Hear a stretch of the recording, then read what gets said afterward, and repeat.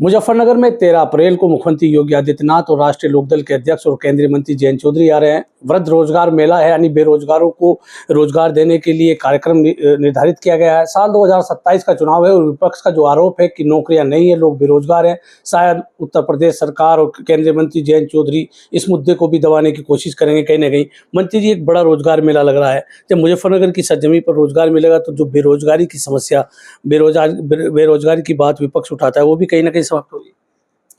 सबसे पहले तो मुजफ्फरनगर के लिए बड़ा हर्ष का विषय है कि काफ़ी लंबे समय के बाद में शहर के अंदर माननीय मुख्यमंत्री जी आ रहे हैं और जनपद मुजफ्फरनगर की जनता उनका सबका स्वागत करेगी।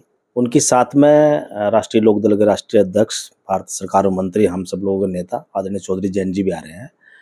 और कार्यक्रम यही है कि एक बड़े रोजगार मेले का भी शुभारंभ जो है हमारे दोनों नेता करेंगे, जिससे हमारे बहुत सारे युवाओं को रोजगार के अवसर पैदा होंगे, अवसर मिलेंगे भी। और लगभग जो है काफ़ी सैकड़ों कंपनियां भी वहाँ मौजूद रहेंगी। उसके अलावा एक बड़ी पॉलिटिकल रैली को भी हमारे दोनों नेता संबोधित करेंगे। यानी 2027 का मंच मुजफ्फरनगर से सजने जा रहा है। दरअसल जो 2022 में राष्ट्रीय लोकदल और भाजपा आमने सामने लड़ी थी, 2 सीट भाजपा ने जीती, 3 राष्ट्रीय लोकदल ने जीती। तो जो 2022 के बाद 24 में गठबंधन हुआ, कार्यकर्ताओं में कहीं ना कहीं खटास थी दोनों के बीच। अब जयंत चौधरी और मुख्यमंत्री योगी आदित्यनाथ एक मंच पर आएंगे, मुजफ्फरनगर की सरजमी से 2027 का आगाज करेंगे। तो जो कार्यकर्ताओं में मनमुटाव था वो भी दूर होगा और कहीं ना कहीं भाजपा राष्ट्रीय लोकदल के बीच नजदीकियां बढ़ेंगी। देखो, कार्यकर्ताओं में मनमुटाव तो कोई है ही नहीं। और अगर हम बात करें, राष्ट्रीय लोकदल एक बहुत मजबूत घटक दल है। जब हम लोग उधर सपा के साथ थे तो सपा को भी मजबूती मिली और जनपद मुजफ्फरनगर हम लोगों ने 5 सीटें निकाली थी। अब एनडीए के साथ है, कोशिश तो 6 की 6 ही करेंगे, नहीं तो 5 तो छोड़ने की नहीं। हम 5 अब इधर जीतेंगे एनडीए के साथ में। और कोई ऐसी बात नहीं, जितने भी हमारे पार्टी कार्यकर्ता हैं, चाहे वो भाजपा के हों चाहे लोकदल के, कोई ऐसी स्थिति कार्यकर्ताओं के बीच में नहीं है। सभी कार्यकर्ताओं का पूरा सम्मान होता है। मान लो मैं लोकदल से मंत्री हूँ, मेरे पास भारतीय जनता पार्टी के भी कार्यकर्ता नेता आते हैं, हम उनका सम्मान करते हैं। 24 में थोड़ी खटास थी, लेकिन अब 27 आते हुए दूर हो जाएगी। उस समय मान लो जो है गठबंधन नया हुआ था।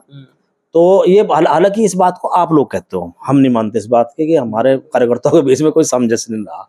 मीडिया इस बात को कहता रहा, लेकिन मीडिया नहीं, अगर सामंजस्य ना होता तो फिर हम चुनाव कैसे। पश्चिम का रिजल्ट तो बढ़िया रहा है, राष्ट्रीय लोकदल अपनी दोनों सीट जीती है। लेकिन सारपुर मंडल की बात करें, 3 सीट हार गई भाजपा। कुछ और भी कारण हो सकते हैं, उसके कारण कुछ और भी तो हो सकते हैं, खाली यही क्यों मान रहे हैं। तो जो रोजगार मेला यहाँ लगेगा, तो रोजगार मेले में युवाओं को रोजगार मिलेगा, तो 2027 में मजबूती होगी एनडीए के लिए।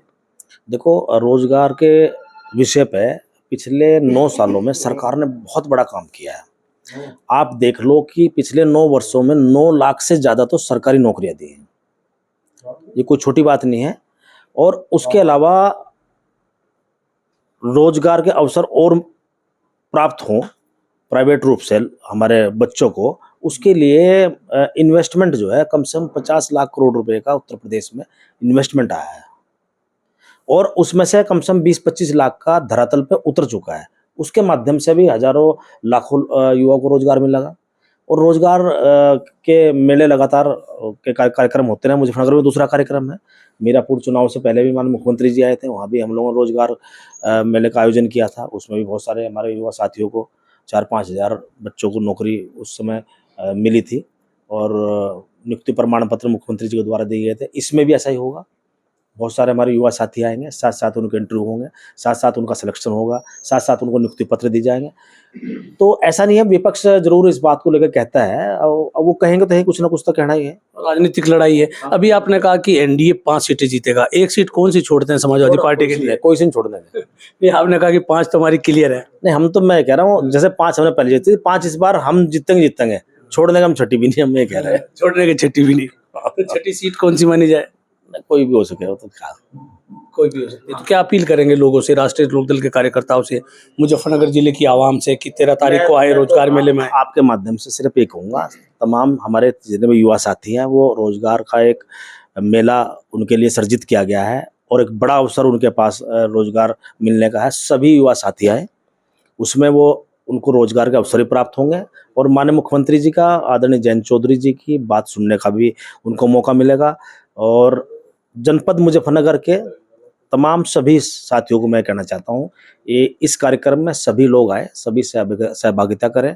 ये आपका कार्यक्रम है और मुख्यमंत्री जी की इतनी लोकप्रियता है, आदरणीय जयंत चौधरी जी की इतनी लोकप्रियता है कि जब वो आते हैं तो लोग अपने आप ही आते हैं, लेकिन हम चाहते हैं कि कार्यक्रम ऐतिहासिक हो।